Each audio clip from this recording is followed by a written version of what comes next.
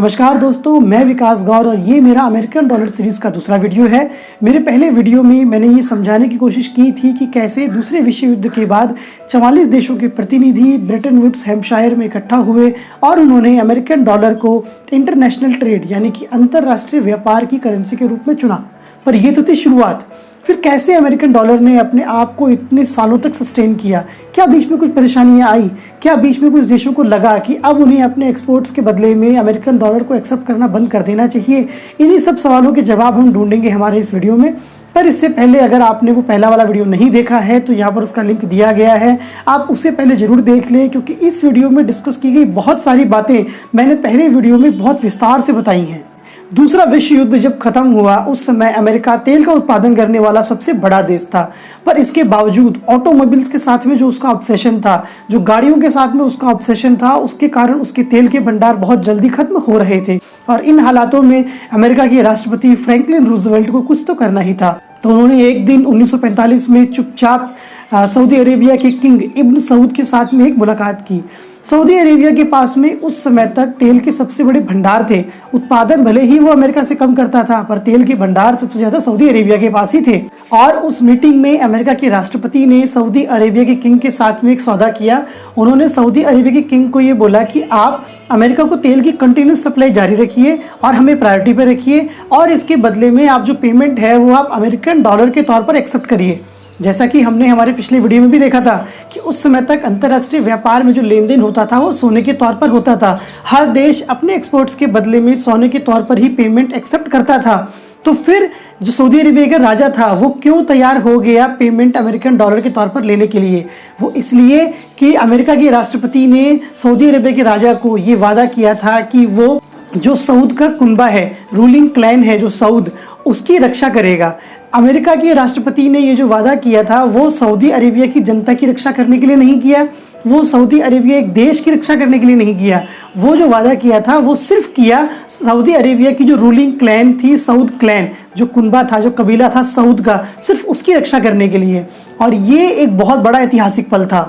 देखिए, हर देश को तेल की ज़रूरत होती है, पर हर देश के पास तेल के भंडार नहीं होते। जैसे एग्जाम्पल के तौर पर देखते हैं कि जापान है। अब जापान को तेल की ज़रूरत तो बहुत ज़्यादा थी सेकेंड वर्ल्ड वॉर के बाद में, पर उनके पास में तेल के भंडार थे नहीं।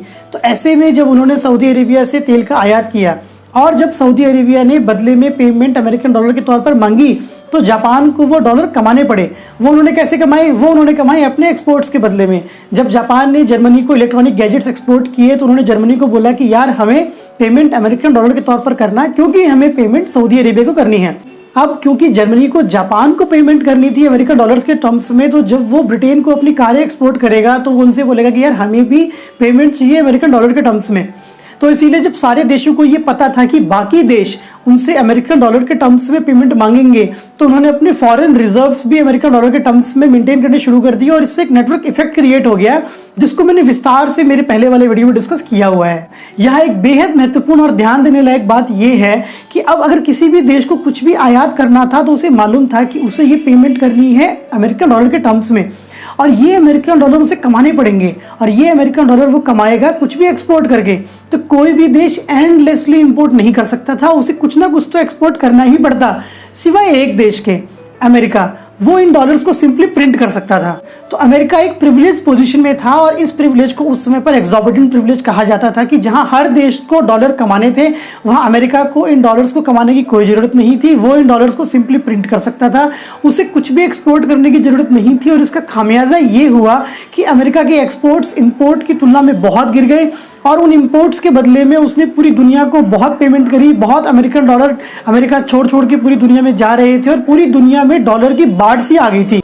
और इससे अलग बहुत सारी अमेरिकन कंपनीज दूसरे देशों में जाकर उनकी कंपनीज को एक्वायर कर रही थी, और दूसरे देशों में जाकर वहां पर फैक्ट्रीज खोल रही थी।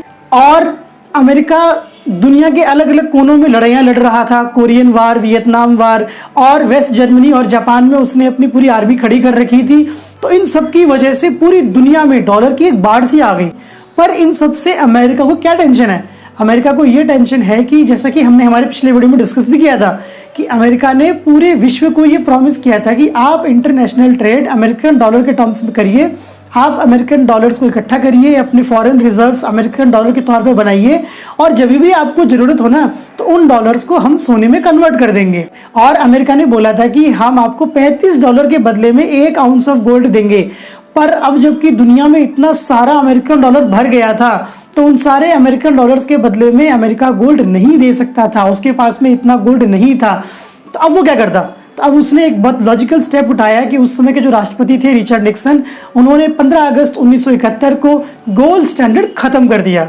और इसका परिणाम ये हुआ कि अब जिन देशों के पास में बहुत भरपूर मात्रा में अमेरिकन डॉलर भरे पड़े थे, उनका विश्वास अब अमेरिकन डॉलर से उठ गया, क्योंकि अब वो उसे सोने में कन्वर्ट नहीं करा सकते थे। और उन्हें बहुत बड़ा झटका लगा कि अमेरिका ने अपना वादा तोड़ दिया, और इसीलिए अमेरिकन डॉलर पर से लोगों का विश्वास उठ गया। और अमेरिकन डॉलर की वैल्यू जापानीज येन के सामने, या फ्रांस के फ्रैंक के सामने, या ब्रिटिश पाउंड के सामने घटने लगी।